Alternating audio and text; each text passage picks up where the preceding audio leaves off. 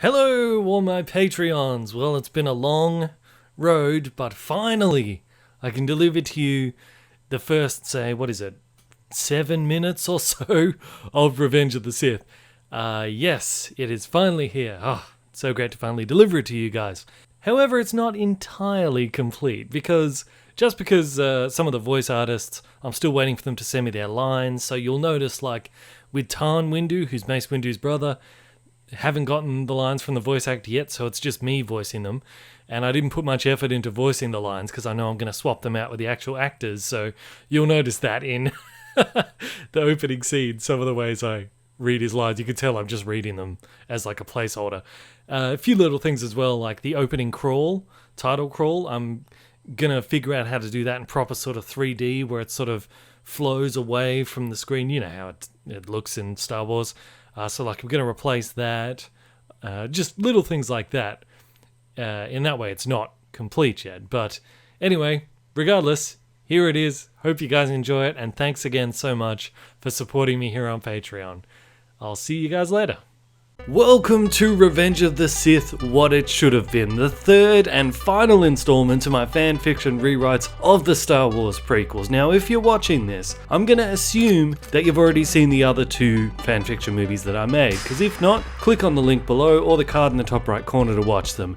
If you haven't seen the last two, then you'll probably be lost, as this was a series that was a complete overhaul, so we're in entirely new territory now. This has almost nothing in common with the actual Revenge of the Sith movie at this point. But a word of warning, there are going to be some new elements introduced in this, some that might even seem to be game-changing elements, depending on how you look at it. But don't worry, no matter how radical some of these changes might seem, they will not undermine the actual original trilogy. That will remain untouched. So just a heads up for any who are like religiously devoted to the Star Wars lore, just try to keep an open mind and remember, it's only a fan fiction. So without any further ado, I give you Revenge of the Sith.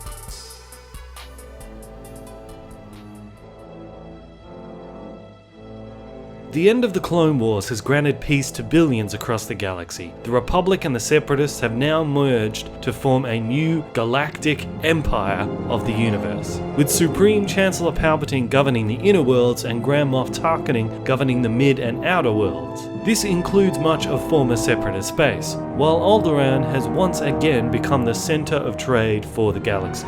But for the once glorious Jedi Order, the end of the conflict has ushered in a new age of terror. The criminal underworld has placed a bounty on the head of any Jedi, and all manner of scum and villainy have emerged to collect the reward, striking at the Jedi from every shadow. But most feared are a group known as the Chimera, who have hunted and killed some of the most powerful Jedi. Many have stopped wearing their traditional robes out of fear of being targeted. Being driven from Coruscant has led to the Jedi being scattered across the galaxy, leaving them vulnerable. After a series of attacks, the Jedi have chosen to regroup at a secret stronghold to regain their strength and seek the direction of the Force. But all can feel the stranglehold of the dark side tightening around them.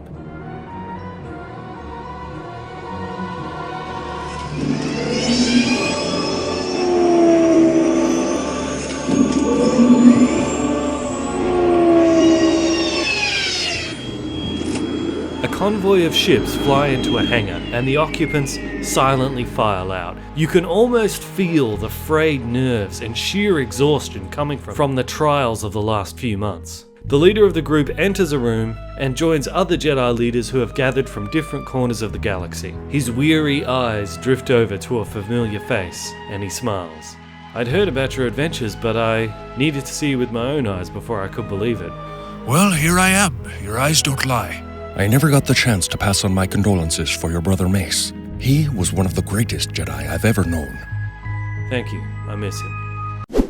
He's back! Yes! You remember Qui-Gon Jinn got shot in the final battle in the Phantom Menace video? Well, I never actually said that he died from that. What happened is that the laser blast that hit him grazed past the side of his head, burning off a whole chunk of his face along the way, but he survived. So from then on, he spent the entire war behind enemy lines on clone-controlled Alderaan, waging a one-man war, kinda like a Jedi Rambo, against a whole planet full of clones. And when the war ended and Alderaan was finally liberated, he was able to emerge once again. So good old Qui-Gon is back. And yes, Idris Elba is playing Tarn Windu, who is Mace Windu's younger brother.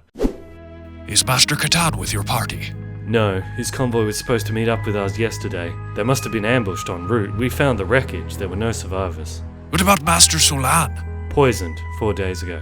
Master Cypher? His father was hit by a speeder when he went to see him in the healing center. He was shot by a sniper through the window. By the Force, what is happening out there? We're being exterminated. There's a 10,000 credit bounty for anyone who kills a Jedi. Every lowlife in the galaxy is out to shoot one of us in the back.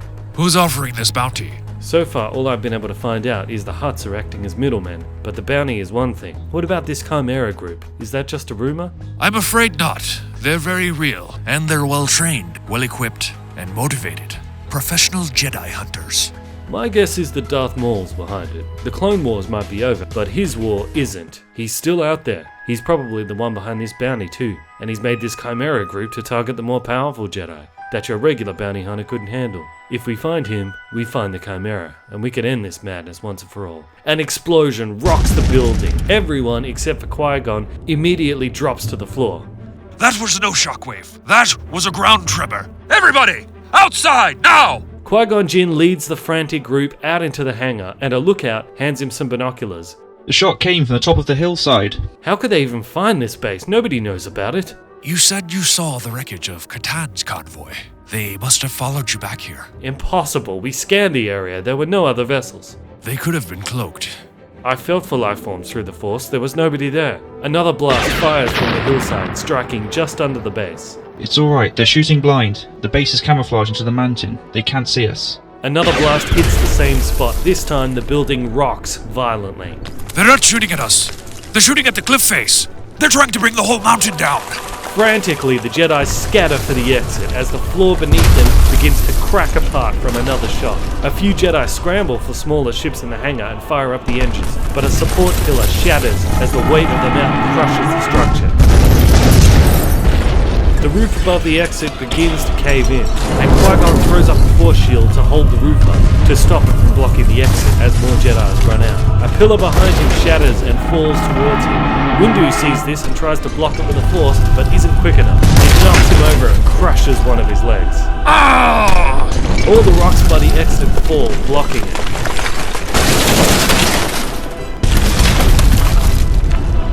And the two of them stumble out.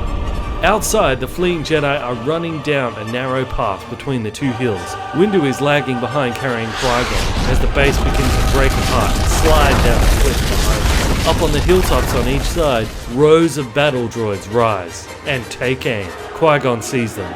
Sabers up! Blaster bolts slice into the crowd of Jedis, catching them off guard. Sabers ignite throughout their ranks, and they begin deflecting the shots. Some rip the droids in half with the Force, others fling boulders at them, and within seconds the Jedi have made short work of the droids. But the surprise attack has taken its toll. Half of them are either dead or injured.